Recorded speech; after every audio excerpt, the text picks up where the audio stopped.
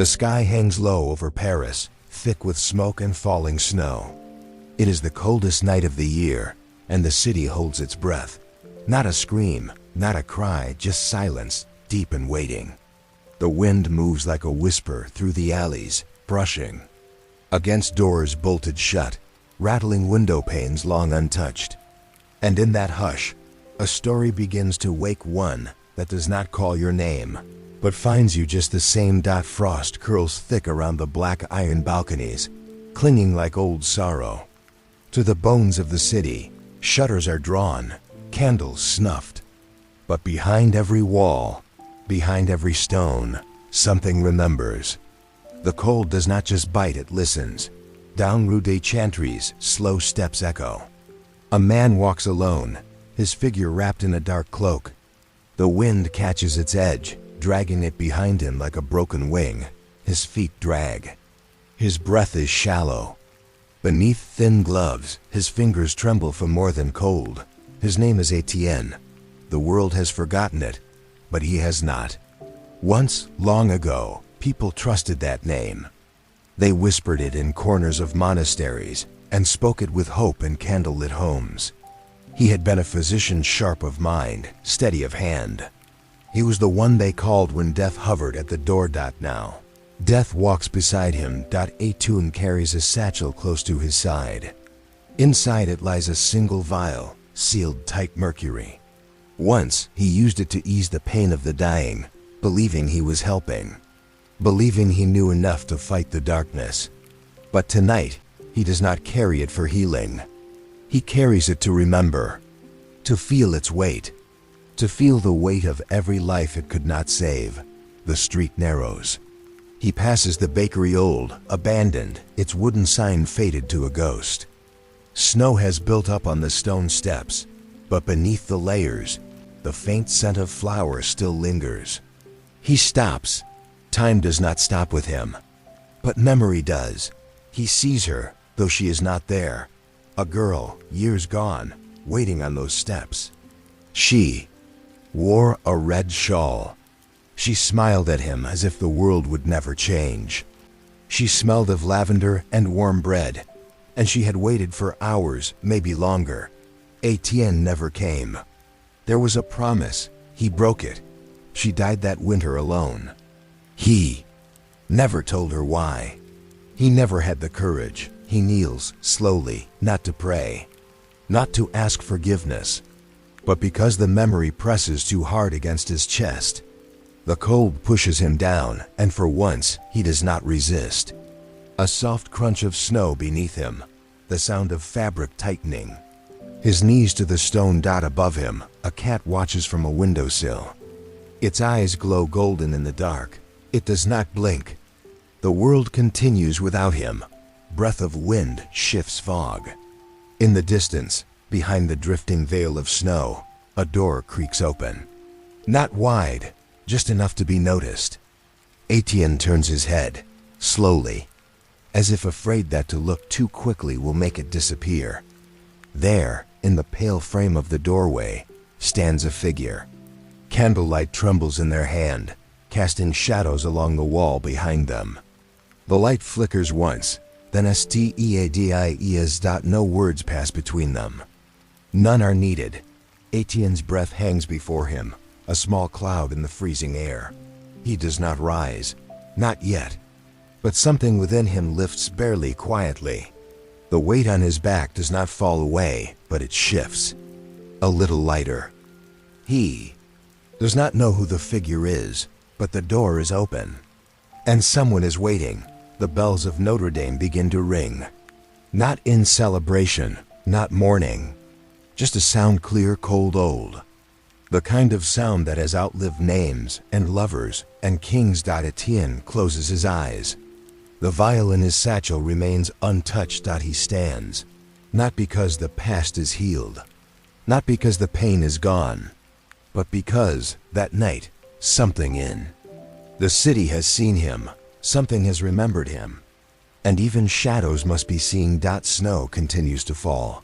The door remains open. And just beyond the veil of frost, another memory begins to stir, waiting, like all the others, to be found again. Smoke of a dying fire twists into the chimney above, slow and silver, like the last breath of something once warm. In a quiet chamber above a wine cellar, the air is still. The stone walls seem to hold their breath, heavy with the weight of memory. A single candle flickers, its light dancing softly across the wooden beams and cracked plaster. It is not warmth. The flame offers but witness. Aveline sits in the hush, a needle in her hand. Her fingers are raw and red, knotted by cold and by years of work that never eased. She leans close to the candlelight, threading the thin string through the eye of the needle. Her movements are slow, steady. Each stitch is silent. Each pull of the thread a prayer she no longer says out loud. Below her, laughter rises from the tavern. Slurred and careless, it echoes against the stone as wine pours and songs are sung by men with flushed cheeks and empty eyes. They do not know, or they choose not to know, that above them, death lies quietly on a cot, wrapped in shadows and linen. Michel, her husband, has not moved in hours. His face is pale, lips parted as if he might speak, but no breath comes. Aveline hums not for him, but for herself. The tune is old. Her mother's lullaby. A song once sung when she was small and frightened of thunder. A song of comfort, though there is little comfort now. She stitches carefully. The linen is plain, no colors, no flourishes, just the soft rhythm of hands that remember how to care. Once, those hands embroidered gowns for queens. Her threads shimmered in candlelight, gold and crimson, flowers blooming across velvet sleeves. Ladies would sigh with joy at the sight of her work, but beauty is fragile. When the plague came, it was not beauty they sought, it was escape. Aveline begged at the gates of Hotel d'A, clutching Michel's fevered hand. They turned her away. Too many sicknesses. Too much death. Her name meant nothing. Her skill meant less. The gowns she once crafted now lie in dust, untouched. Pulls the final seam closed, fingers trembling not from grief, but from exhaustion. She folds the linen across his chest with care, smoothing it with slow strokes, like a mother tucking in a child. Michel does not stir. Above her, herbs hang from the rafters, bundles of sage, rue, rosemary. Their scent has faded, their leaves dry and curling inward. Once, she believed in their power, believed they could guard a house, protect a breath. Now they swing gently in the draft, brushing the air like ghosts. They protect nothing. The window is rimmed in frost. Outside, the snow falls like ash, covering the streets in white silence. It settles on the roofs, the shutters, the empty wagons abandoned in alleyways. It hushes everything.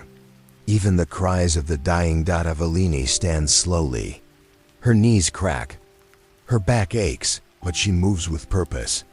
She lights a small taper and places it at the foot of the bed. The flame catches, burns low, steady. She watches it, hands still. She does not cry. Tears can wait. There will be time for sorrow when the wine runs dry and no voices rise from below. When silence demands even laughter, now she must finish. She must be still. She must remember how to hold the last warmth. The flame dances. It leans gently toward the body and then away again. It does not know loss, but it knows how to endure. Aveline places her hand on the bed's wooden frame, just for a moment. Her touch lingers not in goodbye, but in something quieter. A promise, maybe. A memory. She turns toward the door. Behind her, the candle burns. Behind her, Michel rests. Outside, the wind begins to rise. Somewhere far off, a bell tolls, slow, distant, like a heart trying to remember its rhythm. And just beyond the window pane, across the white roofs of Paris, another light appears in the dark, faint, flickering, and waiting to be followed. A wheel turns slowly in the distance, its wooden groan softened by thick snow. The sound comes and goes like a breath, swallowed by fog. Somewhere beyond the cloister walls, hooves strike stone in a steady rhythm, then vanish into silence. The morning is pale, the kind of cold that settles deep into bone, where even breath seems too heavy to carry. In the courtyard, a boy moves alone. He is small, but not fragile. Thin, wrapped in a tunic far too big for his frame, its sleeves rolled and patched where time has worn it through. His breath curls in the air, a soft cloud in the stillness. He sweeps without sound. The broom in his hands is old, its bristles soaked and bending, dragging along the frost-covered stones with patient effort. They call him Thomas. No one knows where he came from. He was left one spring, swaddled in coarse wool, placed gently at the gates beneath the statue of the Virgin. No name, no note, just the soft whimper of a child and a hope someone might open the door. The nuns took him in, as they had done for others. But unlike the others, he stayed. He is 13 now, too old to be cradled, too young to be trusted with anything fragile. He cleans, he listens. He learns from shadows and steps, not pages and ink. The language of the cloister has become his own: silence, rhythm, small gestures that carry weight. He moves to the edge of the courtyard where the statue of Saint Cecilia stands, weathered by wind and years. Her eyes have long faded beneath snow and lichen, but her presence lingers, a stone stillness, watching without judgment. Thomas places a hand on the pedestal, fingers brushing moss, damp and soft like velvet grown from sorrow. There's a crack beneath the surface, thin, nearly invisible, but it's growing. He traces it slowly. It reminds him of the ones in his sleep, the dreams where the walls break apart and light pours in. Dreams he never tells the sisters. Dreams he doesn't fully understand. From the chapel, the first soft notes of the organ drift outward. The sound is faint but full, like a voice rising from beneath the earth. Sister Magdala plays this hour, always for the same reason. For the forgotten, she says. For the ones with no voice left to sing. Thomas listens. He always does. The music makes the stones feel lighter, as if something inside them is remembering. He turns back to his broom. The courtyard is not large, but the snow and leaves gather in corners, pressed by the wind. He sweeps slowly. Each motion is careful, like a ritual passed down without words. Bits of wax, fallen feathers, scraps of paper, a broken rosary bead, all collected with gentle hands. These are not just things. To Thomas, they are echoes, traces of something sacred. He has never seen the city beyond the cloister walls. He knows it only through whispers in the halls and stories the sisters no longer mean to share. He imagines it each night, before sleep. Bridges that stretch like arms across the river. Boats swaying in the current. Bread is warm in the hands of those who can afford it. Laughter in the open air. The snow thickens, quiet as breath. Thomas stops and looks up at the windows. Snow has gathered on the sills, framing the glass like lace. For a moment he imagines. The snow is rising, not falling, but lifting slowly toward the heavens, carrying with it every dream no one dared to speak aloud. He doesn't smile, but something in his eyes flickers like light beneath ice. Then he looks down again, take the broom, begins to sweep. There is comfort in the rhythm, a kind of peace. The sound of bristles on stone, the hush of wind, the low hum of the organ. These are his prayers. Not spoken, not written, lived. He moves past the cloister archway, where shadows lean long across the floor. The bells above chime softly, marking the hour. Time here does not rush. It drips like wax. And still he moves, somewhere. Beyond these walls, the city breathes. He can feel it warm and wide, even in the frost. Sometimes in the silence, he swears he hears it calling his name. Thomas. Not shouted, not spoken, just known. And in the pause between one sweep and the next, he dares to believe the city is not so far away. That maybe, just maybe, the world he imagines is already beginning to dream of him too. The fog shifts, and in the next breath, The cloister doors creak faintly, as if something just beyond them is ready to open. A pail clatters to the stones. The sound is sharp, like a crack in the quiet. Water spills out, icy and sudden, spreading across the frozen ground in uneven rivulets. It glistens in the faint light, seeping between the cobbles like a secret trying to escape. A girl drops to her knees. Her sleeves darken as they sink into the melt. Her fingers raw and red move fast, gathering what she can. Wood, bone, a frozen turnip split at the edge. She doesn't speak. She doesn't cry. Her breath is quick and pale in the air, but her hands do not stop. Her name is Isabeau. She is not a servant, not truly, and not quite a daughter either. The butcher's wife took her in when the barley fields failed, and the debts came like wolves in winter. She was left like many others. In a city where nothing is free, she earns her place with silence and speed. She flinches at nothing, not at cold, not at pain. Only voices make her hesitate. Loud ones, sharp ones. The kind that ends in a door. Slammed shut or a name thrown like a stone. Her braid slips loose, heavy with water and soot, falling across her shoulder as she leans forward. The end drags in the slush. She does not fix it. Inside the stall, steel scrapes against stone. The butcher sharpens his cleaver, slow and steady. The sound grates through the doorway, a promise or a warning, it's hard to say. Isabeau does not lift her head. She wipes her knees, piles up turnips and gathers splintered wood. Her fingers move with purpose, though the cold bites deep, turning them stiff and pale. She knows if she stops, the ache will take hold. And she cannot afford to ache. A stray dog approaches, drawn by the scent. It sniffs the pail, careful.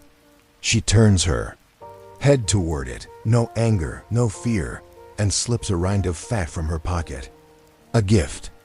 The dog takes it gently, eyes soft and grateful, then disappears into the alley like smoke in the wind.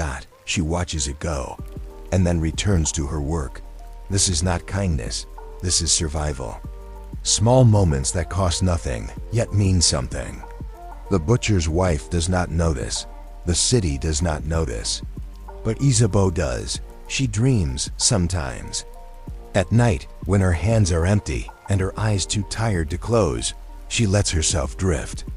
She sees a room with warm stone floors, a table with honey cakes and clean linen. She hears her name spoken gently, the way mothers speak to daughters. The way no one has spoken to her in years. Where she is not a burden. Where she is wanted, not just tolerated. But those dreams are for darkness. And the sun still hangs low, not yet ready to fall. There are bones to sort, buckets to scrub, knives to rinse. She knows what needs doing. And in knowing, there is a kind of strength. She stands slowly, lifting the pail with both hands. Her back is sore, her shoulders burn, but she stands anyway.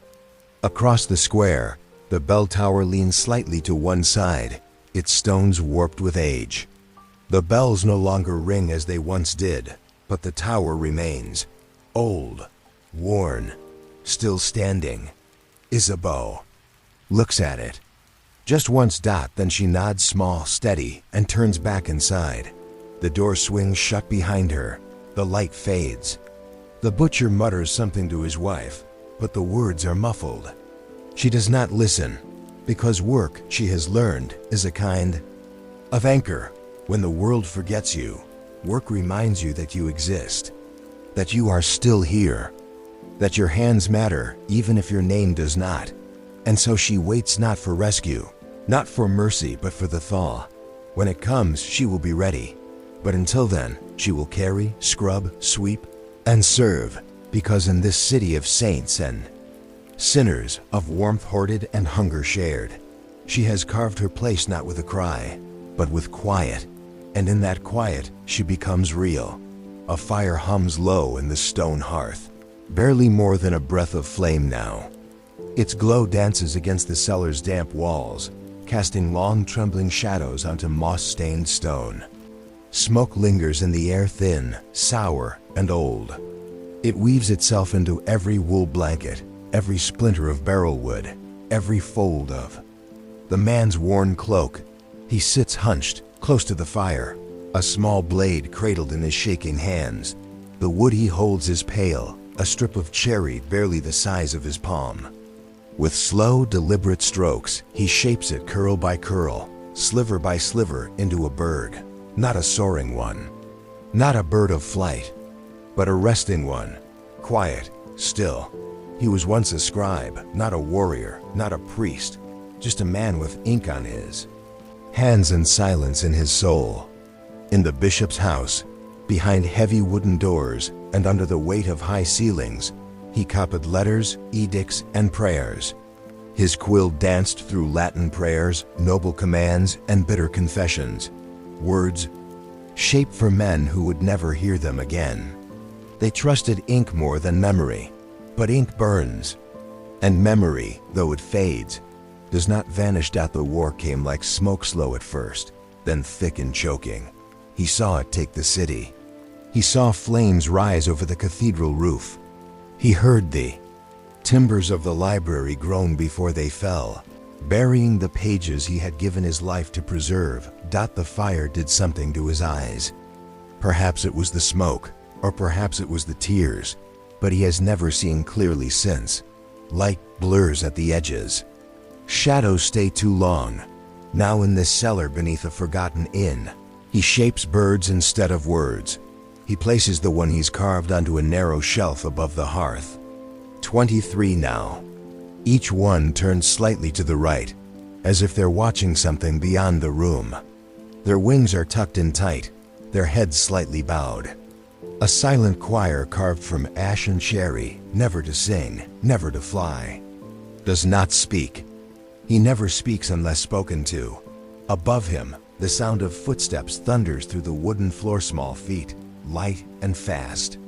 The innkeeper's son, full of breath and joy, runs down the hall. Laughter follows, high and careless. The boy has never seen war. He has never felt the weight of silence after a city dies. The old man listens. Every creak of the boards above, every pause between the boy's shouts, he catches it. Not with panic, not with fear, but with the trained stillness of a man who once lived among secrets.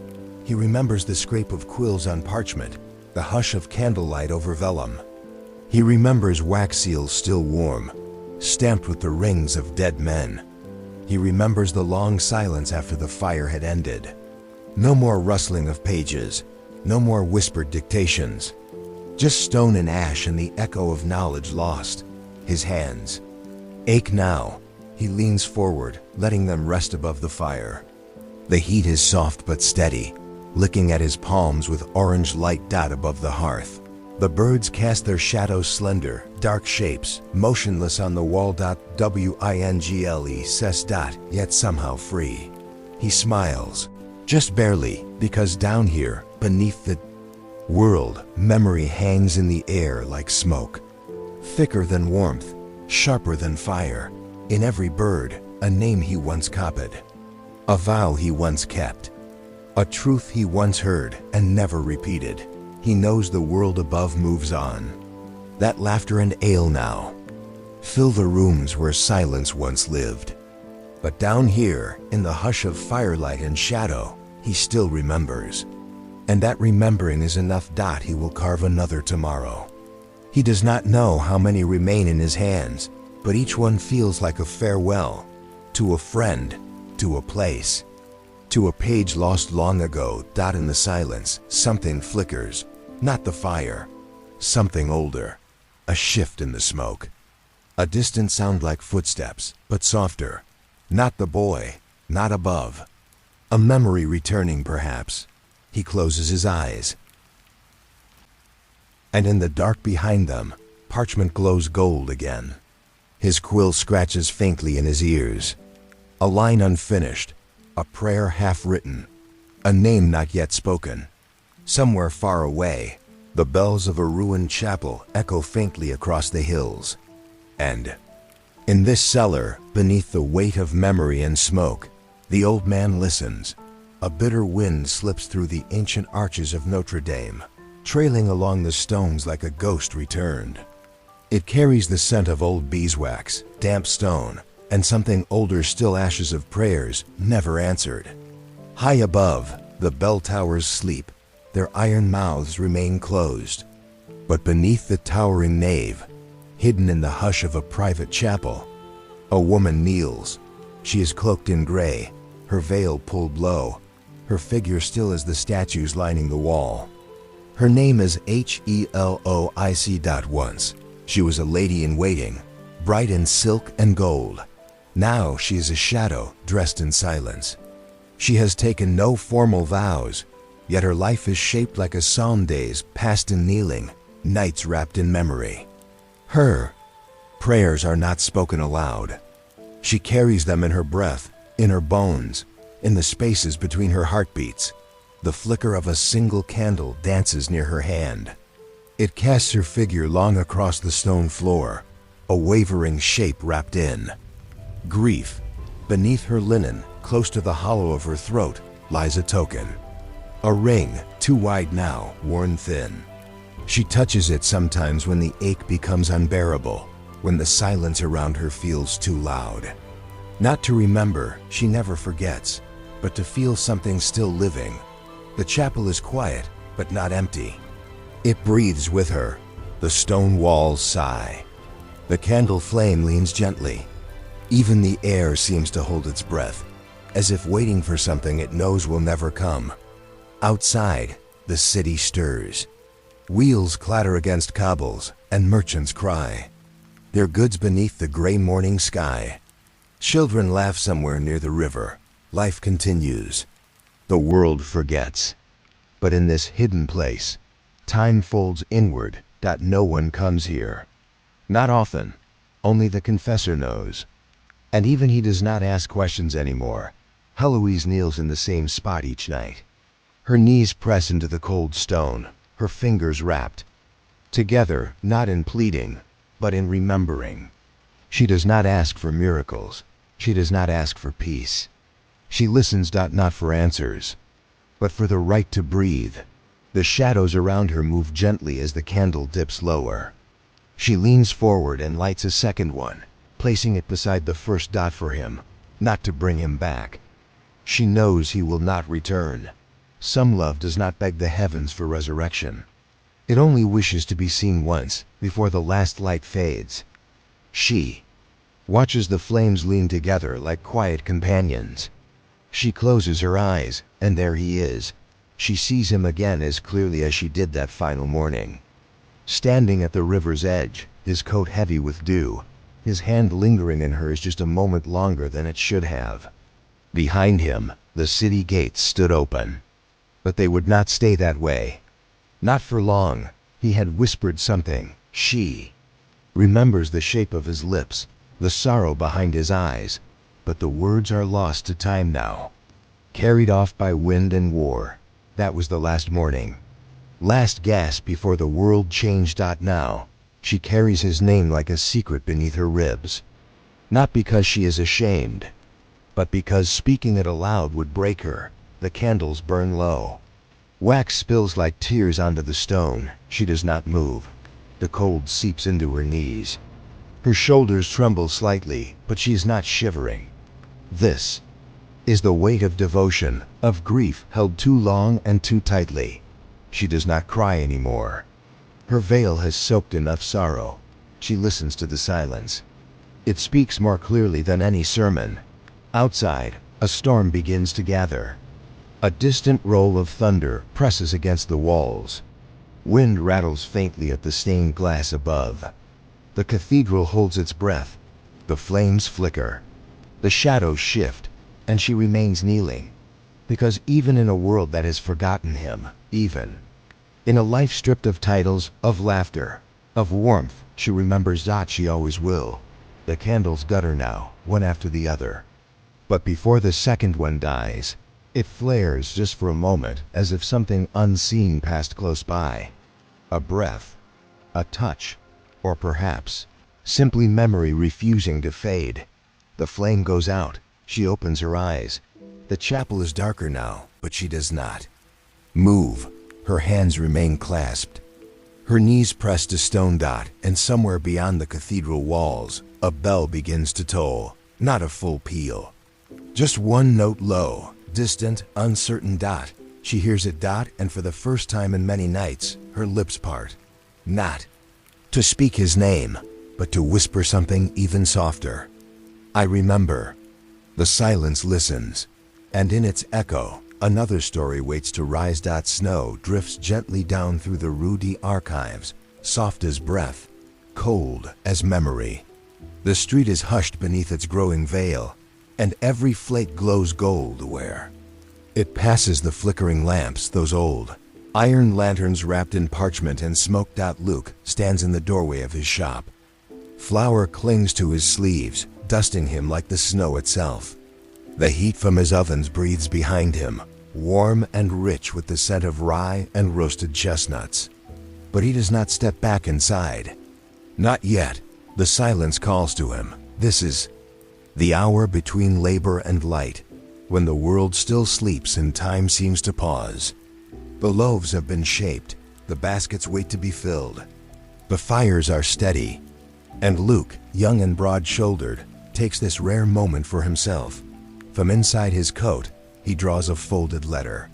Its edges are worn, the paper creased, smudged. With soot and handling, he has not opened it. Not in 3 days. It arrived with a soldier's seal, red and sharp. He recognized the name written on the front. His brother's. He holds it like something sacred or dangerous. The snow gathers on his boots. He does not brush it away. Behind him, the ovens hum, steady and alive. Before him, the street is empty, save for a child's voice humming a lullaby far down the lane. The song drifts upward like smoke, soft and broken. Luke sits on the stone stoop.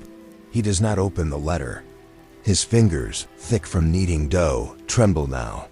He presses the folded parchment between his palms, as if trying to warm it, or keep it from disappearing.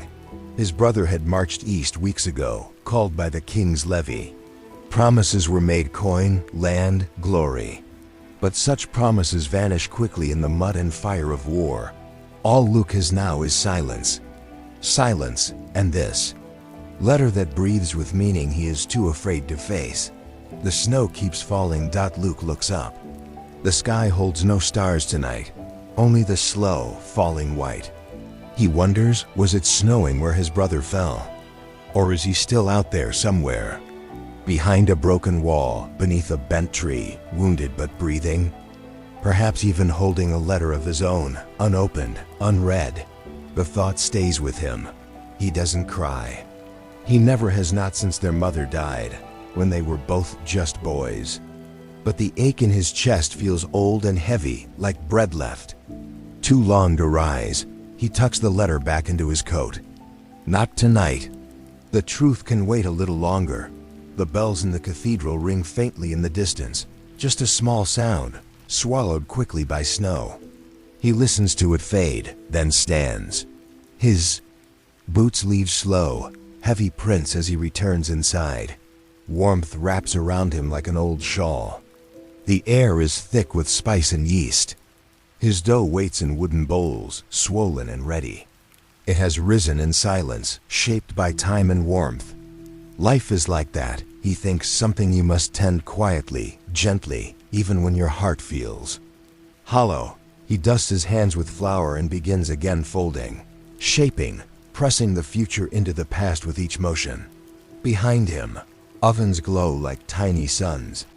Outside, the snow continues. It writes its quiet script across the rooftops, the shutters, the still wagons. Each flake is a word. Each drift is a sentence. But it is not a language. It is something older read, not with the eyes, but with the heart. Luke does not see the girl who pauses in the street, watching the soft glow spill from his windows. She clutches a small bundle, coins maybe, or a candle stub, or a prayer. She stands for a moment, listening to the quiet. Then she moves on, her footprints swallowed by the snow behind her. Inside, Luke finishes shaping the last loaf dot. He wipes his brow. He does not look at the letter again, but he knows it waits. And when the time comes, when the ovens are quiet, when the snow is gone, when the silence becomes too loud to bear, he will open it, not because he is ready, but because some truths, like bread, must break to be shared. The fire crackles, and in the darkness outside, the wind begins to shift, carrying with it a scent not of flour or wood smoke, but of horses, wet leather, and distant shouting. Something is coming, and the letter, still unread, may soon speak louder than he ever imagined. The air inside the hospice near St. Lazare is cool, thick, not just with the ache of dying bodies, but with the quiet persistence of those who remain. The lime-painted walls, pale and dry, try to cover the scent of fever and rot, but it clings still in the stone, in the straw, in the folds of linen too long unwashed. Shadows lean long beneath the candlelight, stretched thin against the damp stone. Time moves slowly here, like wax running down iron sconces. Mireille moves through the room with quiet steps. She is only 15, yet her hands move with the certainty of one who has already lived through grief too many times. Her apron, once white, is now a patchwork of stains, tinctures, ash, sweat, and tears. The cloth she holds is damp with vinegar and herbs, meant to cool the skin or at least deceive the senses. Her fingers know the signs, the heat of a brow about to break, the sound in the chest like leaves crushed beneath a boot, the look in the eyes when a soul begins to let go. She learned all this without being taught. Her mother had died in this very room, 2 winters ago, coughing blood into her hand, whispering a prayer that never finished.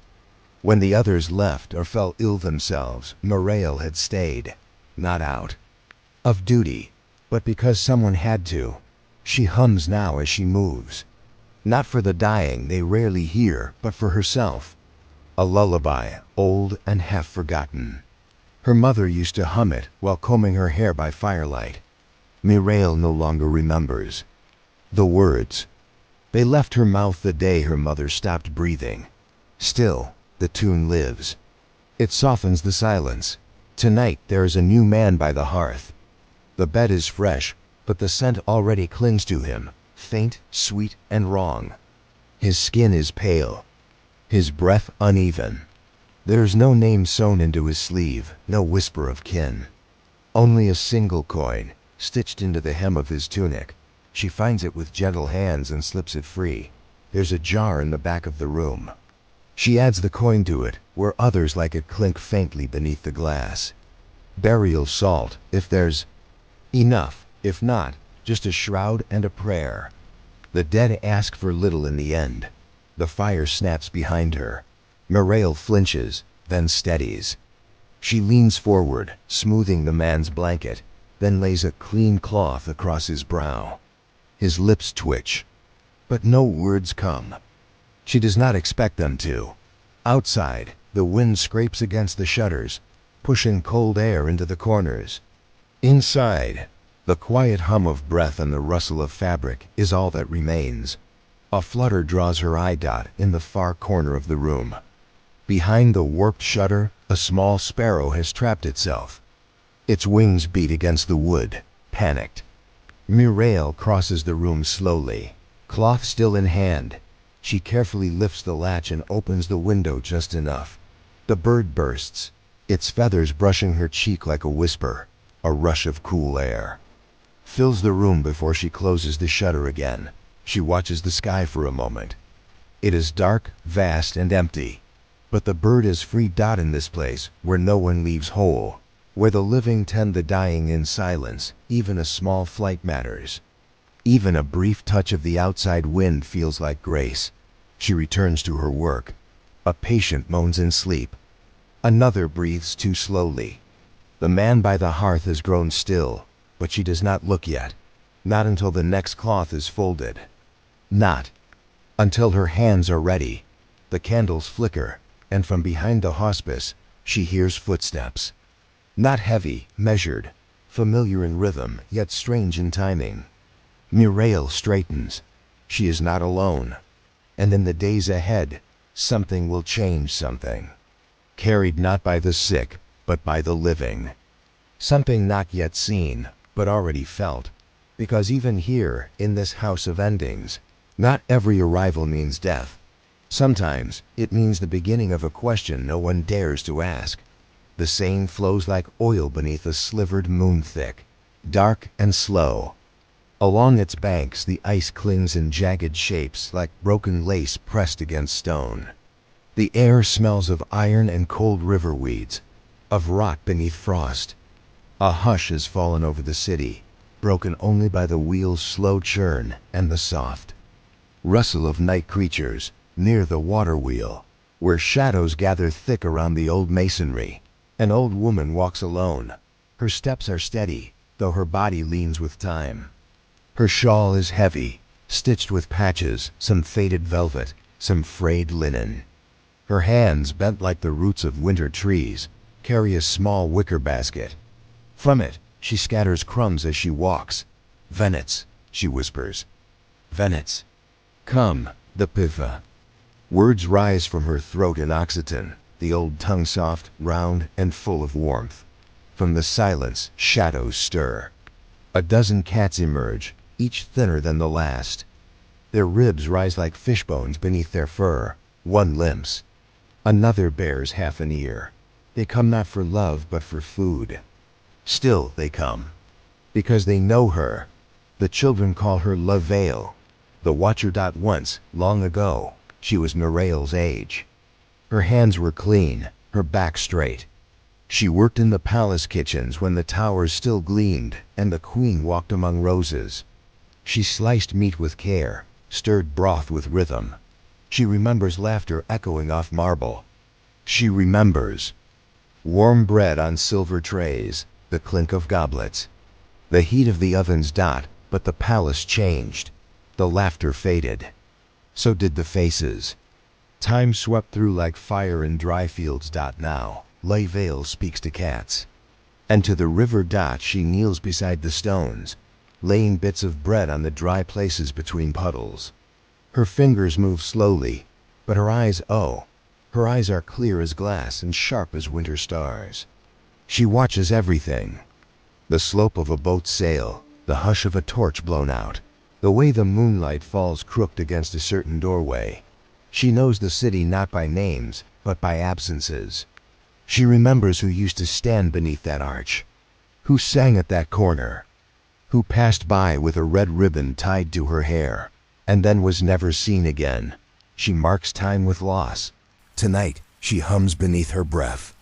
A recipe, clove, nutmeg, salt, the rhythm of memory. She mouths the steps as if stirring a pot in her mind. Boil, add marrow. Let's rest. The cats eat around her feet. None meow. Hunger has taught them silence. From the shadows near the stone embankment, a boy watches. He cannot be more than 9. His boots are torn. His coat is a blanket tied with rope. He shivers, arms wrapped tight, eyes fixed on the crumbs. He says nothing, but La Veil sees him. She does not speak. She does not offer her hand. She lays one thick piece of bread on a flat stone near her knee. Then she gathers her shawl tighter and rises. Her joints crack softly, like ice shifting on the river. She walks away. The boy waits, then crawls forward. His fingers shake as they reach for the bread. He bites too fast. Crumbs fall from his lips. And then, when his belly still aches but the worst edge has passed, he sits still and watches her go. His breath forms small clouds in the moonlight. La Veil crosses the bridge slowly. Her feet know each stone. Each dip, she moves like the tide, patient, inevitable. The wind catches her. Shawl. She does not look back. She never does. But she remembers. She remembers every face that passed without a name. Every child who vanished before growing tall. Every cough that ended in silence. The world forgets its poor. It forgets its old. It forgets its ghosts, but she does not, and that is why the cats follow her. They feel what others do not. the warmth buried under years, the memory wrapped in silence. They trail behind her like shadows given shape. Above the bridge, the sky glows faintly, not with stars, but with smoke. Somewhere deeper in the city, a bell begins to toll. Not loud, not fast. A low warning. A quiet grief. La Veil stops for a moment, her breath curling from her mouth like a slow prayer. Her eyes turn toward the sound. Not fear, not surprise, just recognition. Something has changed. She walks on. And behind her, in the black waters of the Seine, something stirs. Not a ripple, not a wave, but the sense of something rising. Something that has waited beneath the city. Something that remembers the old songs. The streets ahead will not stay quiet for long.